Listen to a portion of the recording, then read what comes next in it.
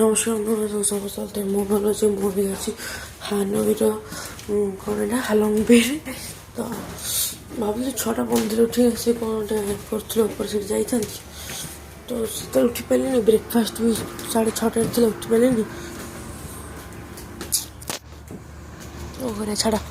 ତ ଆମର ଟାଇମ୍ ହେଇଗଲାଣି ଏଇକା 7:40। ବସିଛି ଏଠି। ତ କଥା ହେଉଛି ଆମର ବହୁତ ଆକ୍ଟିଭିଟି ସରିଗଲାଣି। କ'ଣ ତାଞ୍ଚା ମାନେ ଚାୟ ଉପରେ କ'ଣ ଲେସନ୍ ଦେଇଥାନ୍ତି, ଛାଡ଼ ସେଇଟା ଥିଲା। ସେଇଟା ତ 6:15 ଥିଲା, ସେଇଟା ଟିକେ ଚାହିଁଥିଲି ଆଟେଣ୍ଡ କରିନଥାନ୍ତା, ମୁଁ ତ କରିନଥାନ୍ତି ଭାବୁଥିଲି।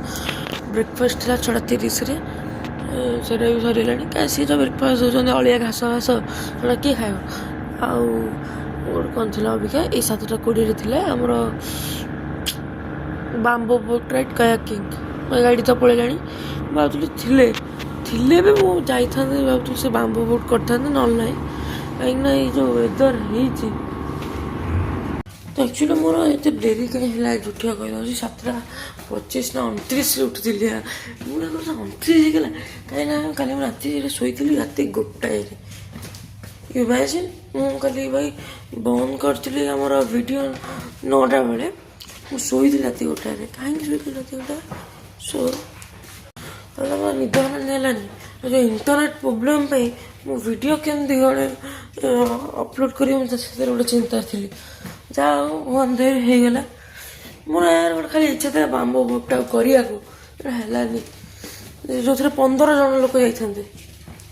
କାୟାକିଂ ଘର ମନା କଲେ, କହିଲେ କାୟାକିଂ କରିବୁନି।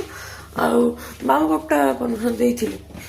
କାୟାକିଂଟା 2 ଜଣ କରନ୍ତି ନା, ବଟ୍ ହେଲାନି। କ'ଣ କରିବା, ହେଲାନି ଆଉ।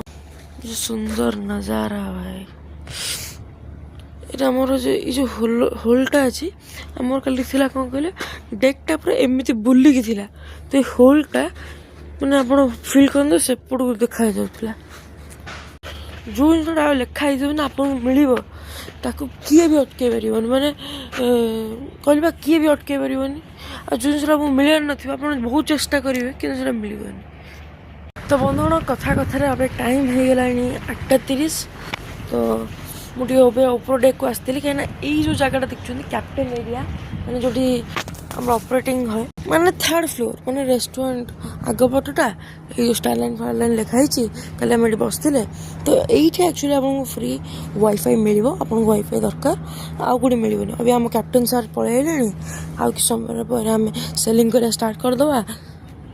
ୱାଇଫାଇ ତ ମିଳିଗଲା, ତ ସେଥିପାଇଁ ଆମେ ଏଇ ଭିଡ଼ିଓଟାକୁ ଏଇଠି ଏଣ୍ଡ କରିଦେବା। କାହିଁକିନା ମୁଁ ଜାଣିନି ଭାଇ ଆଗକୁ ଆମକୁ ନେଟ୍ ମିଳିବ କି ନାହିଁ। ତ ବାଏ ବାଏ।